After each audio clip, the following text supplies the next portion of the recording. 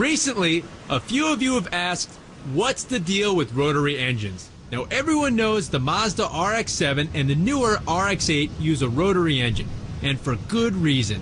Rotary engines are lighter and more compact than their piston-driven counterparts. For convenience, we'll explain a two-rotor design. Now the rotary engine is made up of a housing that contains two rotors and an output shaft. The output shaft has lobes that are mounted off-center, and the rotors fit onto these lobes.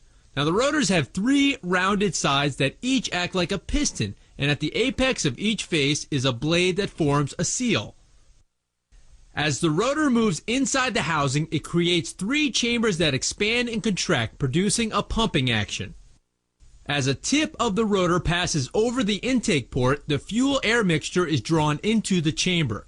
Another tip seals off the chamber and the rotor starts to compress the mixture. The compressed mixture is then ignited by a pair of plugs to ensure a uniform burn.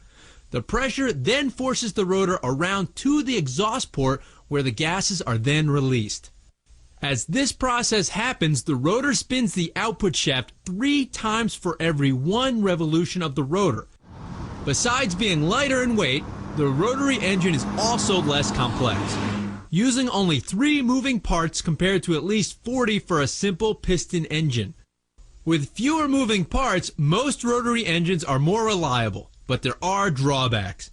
Manufacturing costs tend to be higher because of the low volume of rotary engines produced, and it's more difficult to get them to meet U.S. emission regulations.